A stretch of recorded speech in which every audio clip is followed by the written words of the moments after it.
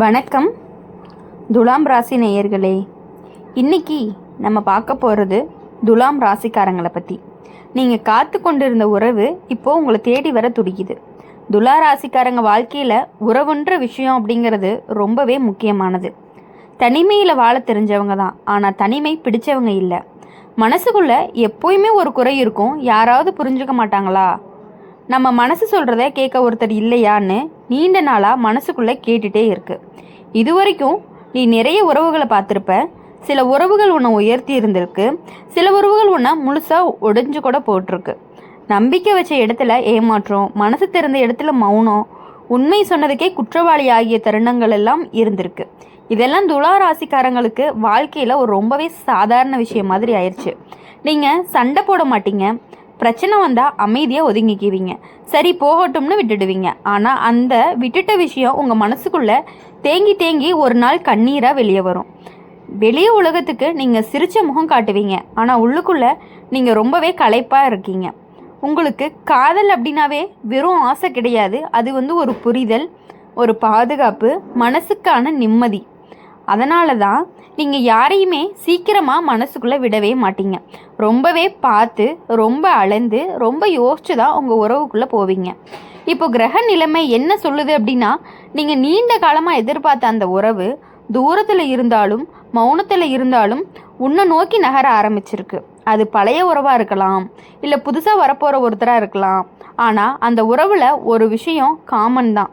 உன்னை நீயா இருக்க விடுற மனசு தான். இப்போ வரப்போகிற உறவு உன்னை கட்டுப்படுத்தாது, உன்னுடைய அமைதியை சோதிக்காது, உன்னுடைய மௌனத்துக்கு அர்த்தம் புரிஞ்சுக்குமா. நீ பேசாமல் இருந்தாலுமே உன்னுடைய மனசு என்ன சொல்ல வருதுன்னு கவனிக்கும். ஆனால் இதோடு சேர்ந்து ஒரு எச்சரிக்கையும் இருக்குது. துலா ராசிக்காரங்க பழைய காயங்களை எப்பொழுதுமே மறக்க மாட்டாங்க. இவனும் இப்படி தான் இருப்பானோன்னு சந்தேகப்பட்ட மாதிரி உங்களுக்கு தோணும்.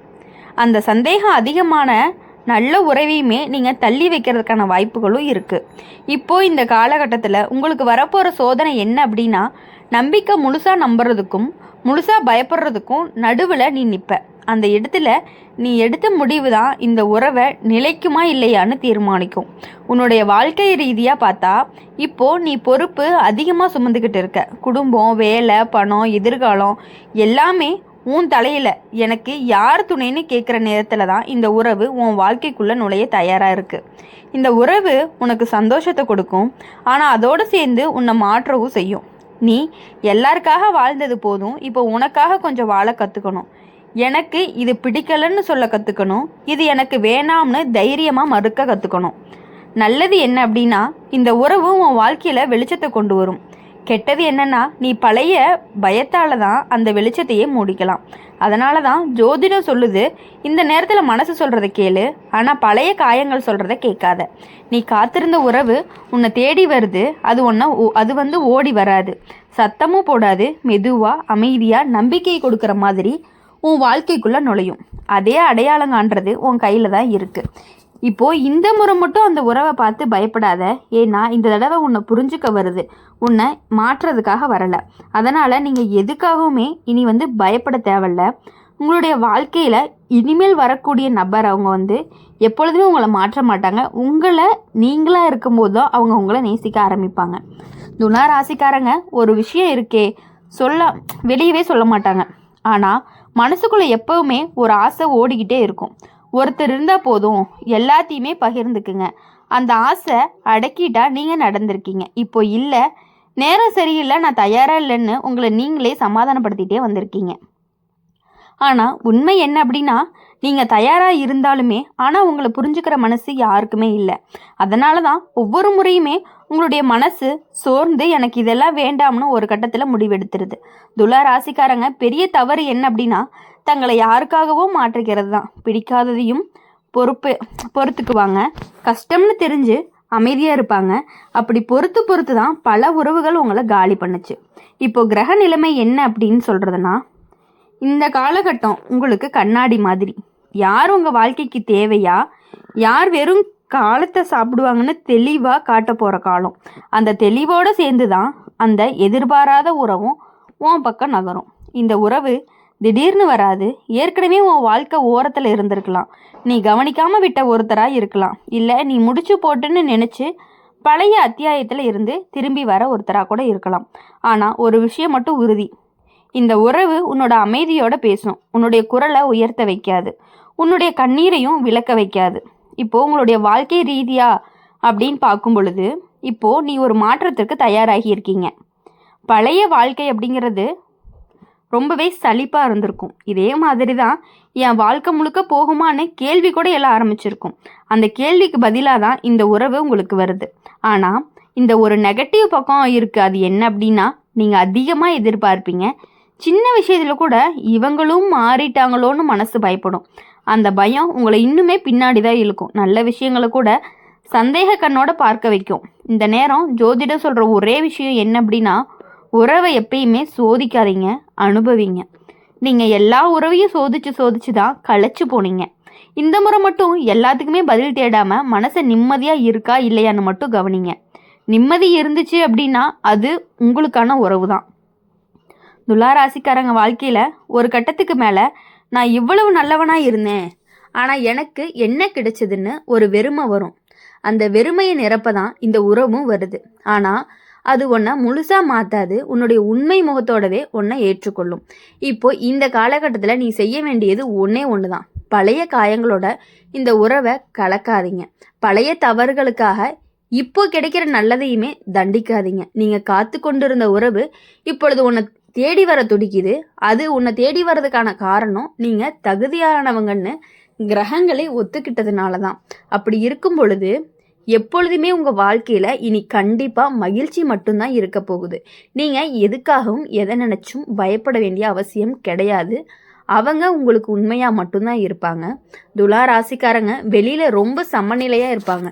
யார் கூடயுமே சண்டை போட மாட்டாங்க. பிரச்சனைன்னு வந்தால் சரி விடுன்னு சிரிச்சுட்டு கறந்து போயிடுவாங்க. ஆனால் அந்த விடுன்னு சொன்ன விஷயங்கள் எல்லாமே எங்கே போகுதுன்னு தெரியுமா? உங்கள் மனசுக்குள்ளே தான். அங்கே தான் சேர்ந்து ஒரு நாள் ரொம்ப வெடிச்சிருது. நீங்கள் யாரையுமே கஷ்டப்படுத்தக்கூடாதுன்னு நினைக்கிறவங்க தான். அதனால தான் உங்களுடைய கஷ்டத்தை நீங்களே சுமந்துக்கிறீங்க. உங்களுடைய மனசு உடையும் போது நான் ஓகே தான்னு சொல்ல பழகிட்டீங்க. அந்த பழக்கம்தான் உங்களை ரொம்பவே தள்ளி வச்சிருக்கு. நீங்கள் காத்திருந்த உறவு ஏன் இவ்வளவு நாள் வரலன்னா, நீங்கள் உங்களை முழுசாக திறக்கலை, பாதி கதவு தான் திறந்து வச்சுருக்கீங்க. இவ்வளவு தான் நான் காட்டுவேன்னு ஒரு எல்லை போட்டிருந்த அந்த எல்லையை தாண்டுற மாதிரி யாரும் வரலை. அதனால தான் எல்லா உறவுகளும் பாதியிலேயே முடிஞ்சு போச்சு.